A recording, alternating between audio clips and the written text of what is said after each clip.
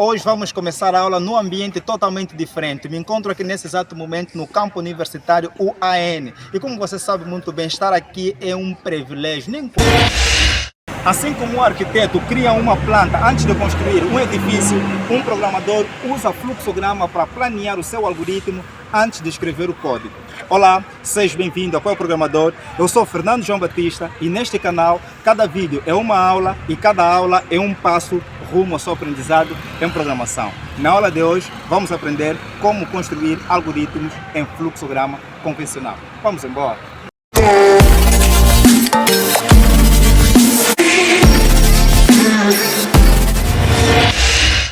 Depois de nós termos construído vários algoritmos em descrição narrativa, hoje vamos começar a transformar estes mesmos algoritmos em fluxograma convencional. Lembrando aqui que fluxograma não é nada mais do que uma forma de representar algoritmos utilizando figuras geométricas. Entretanto, conforme você vê aqui na minha tela, essas figuras que aqui estão são as figuras que a gente vai fazer o uso para construirmos os nossos algoritmos em descrição narrativa. Ou seja, para construirmos os nossos algoritmos em fluxograma convencional. Logo a seguir, vou lhe apresentar qual é a funcionalidade para cada um desses elementos que aqui estão presentes, ok? Muito bem, esse primeiro elemento que você vê aqui, este representa o início e o fim do nosso algoritmo em fluxograma. Este elemento que você vê aqui representa a entrada de dados. Sempre que o nosso algoritmo quiser solicitar uma informação para o nosso utilizador, nós vamos utilizar esta figura porque ela representa a entrada de dados no nosso algoritmo. Temos outro elemento que é este que aqui consegues ver, ele representa a saída de dados, ou seja, quando o nosso algoritmo quiser apresentar um determinado resultado, aqui a gente vai usar esta figura geométrica, ok? Ok. Temos aqui o losango, que é uma figura que nós vamos utilizar muito, ela serve para nós tomar decisões ou para nós fazermos determinadas repetições. Então essa figura representa aqui as nossas decisões e as repetições. Nós veremos aqui na prática como efetivamente você poderá fazer o uso desta figura. Bom, e temos essa outra figura que a gente vai usar para fazermos processamentos, que é para processarmos os dados que o nosso algoritmo vai receber. Então, sempre que nós quisermos fazer uma manipulação dos dados, um cálculo, nós vamos utilizar esta figura aqui e ele representa aqui o nosso processamento. E depois temos aqui esse elemento aqui que nós vamos utilizar como um conector. Às vezes nós teremos várias saídas e nós vamos ter a necessidade de termos fazer uma conexão. Então vocês também verão já logo a seguir como é que nós podemos fazer o uso deste elemento. E a seta, que na verdade ele vai nos permitir fazer a ligação de uma figura com a outra, que é para indicar também a sequência como os passos vão ser executados. Então, são essas figuras geométricas que nós vimos aqui, são essas figuras que nós vamos fazer o uso aqui ao construirmos os nossos algoritmos em fluxograma convencional. Agora sim, vamos ter aqui alguns exemplos práticos para que a gente possa colocar então em prova esse conhecimento que nós acabamos de adquirir agora. E o primeiro caso diz o seguinte: faça um algoritmo em fluxograma que recebe o ano de nascimento e o ano atual e calcule a idade de uma pessoa.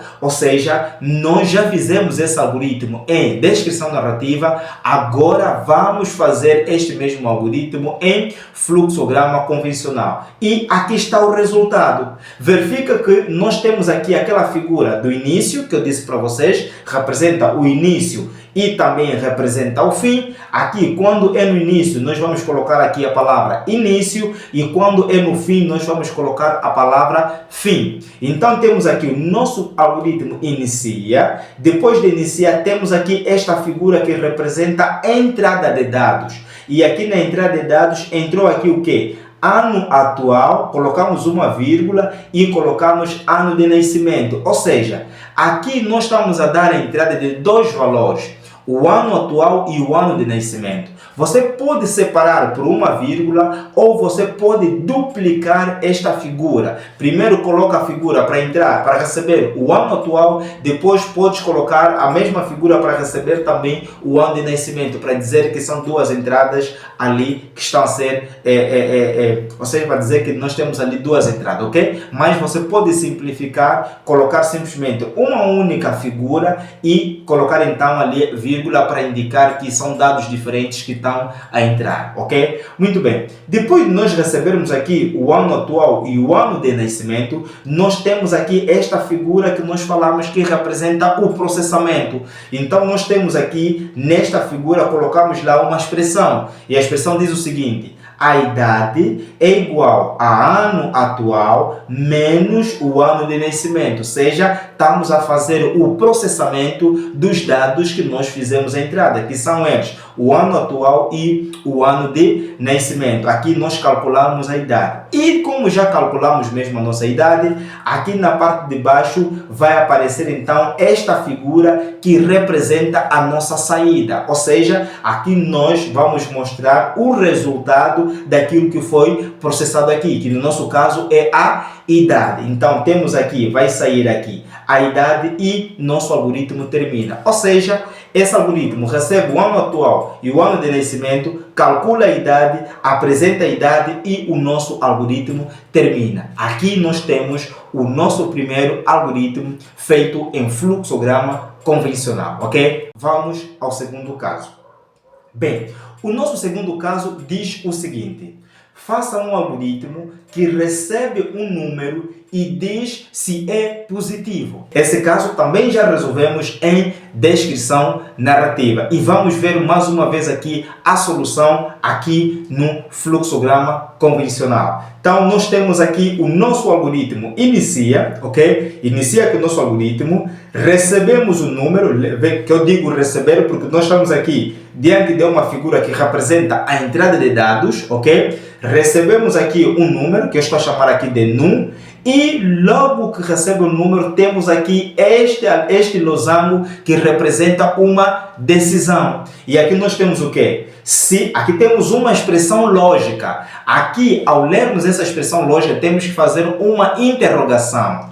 Num maior que zero, ou seja, este valor que nós recebemos aqui na entrada é maior que zero, e aqui a resposta vai ser sim ou não, não é verdade? Então, se a resposta for verdadeiro, ok? Se for verdadeiro, ele vai dizer então que número positivo, ou seja, vai apresentar no utilizador número positivo e o nosso algoritmo termina. Se não ser verdadeiro, aqui poderia colocar aqui mais uma linha que vai vir diretamente aqui no nosso fim, ou seja, se for verdadeiro, vai dizer aqui que o número é positivo, se não, vai ser aqui uma linha que vai vir diretamente no nosso algoritmo. E nosso algoritmo não responde nada, ou seja, não apresenta nada para o utilizador se não for verdadeiro. Por quê? Porque aqui nós estamos diante de uma estrutura de decisão simples, que só leva em consideração um lado, ok? Então temos aqui o exemplo de uma estrutura de decisão simples em fluxograma convencional. Atenção que aqui faltou aqui essa linha daqui, que é para indicar aqui ao fim caso não for verdadeiro, ok? Muito bem. Temos aqui um outro caso, e este caso nós vamos fazer aqui o uso da estrutura de decisão composta. E ele diz exatamente o seguinte: faça um algoritmo que recebe um número diferente de zero e diz se é positivo ou negativo. Ou seja, nosso algoritmo vai receber um número, porém este número é diferente de zero. E no final nós temos que falar no utilizador se o número é positivo ou se o número é negativo. Temos também aqui uma solução aqui feita em fluxograma convencional. Como você vê, temos aqui o início, nosso algoritmo aqui inicia, recebe aqui o número, que nós estamos a chamar aqui de num, e logo a seguir tem uma decisão. O número é maior que zero, aqui temos o lado verdadeiro e aqui temos o lado falso. Ou seja, se o número for maior que zero, vai vir aqui no verdadeiro, vai dizer que o número é positivo. Se o número não for maior que zero, vai vir aqui no lado falso, vai apresentar no utilizador que é negativo. E independentemente de ser positivo ou negativo, nós utilizamos aqui um conector, ou seja, sair daqui, vem aqui no conector, que na verdade estamos a unir. Se esse vir daqui, vai vir aqui no conector, se vir daqui, vai vir no conector, e a partir do conector vamos então diretamente ao fim. Ou seja, estamos a dizer que aqui nós estamos diante de uma estrutura de decisão composta. Se nosso algoritmo aqui consegue falar, caso for verdadeiro, ele apresenta que o número é positivo, caso não for, ele vai dizer aqui que o número é negativo, e aqui nosso algoritmo também termina. Então, aqui nós temos aqui uma aplicação prática daquilo que são os conhecimentos que nós vimos até agora sobre a estrutura de decisão simples e estrutura de decisão composta aqui em fluxograma convencional. Boas, espero que você tenha gostado dessa aula. Se você gostou, comenta aqui por baixo, deixa o teu like e compartilha com teus colegas ou familiares que estão ligados à área de programação, porque assim nós estaremos aqui engajados a produzir muito mais conteúdo, porque eu vou conseguir perceber que o que nós estamos a produzir aqui está a fazer realmente sentido para vocês, e por isso dá-nos aquela garra, não deixa para depois, compartilha agora mesmo no grupo da tua sala, no grupo da tua escola, da tua faculdade, no teu grupo do Facebook, compartilha com todas as pessoas que você conhece, porque assim você estaria a dar aquela garra, e essa garra que eu preciso para que realmente eu continue aqui a produzir esse conteúdo com muita energia, com muito gosto e com muito amor.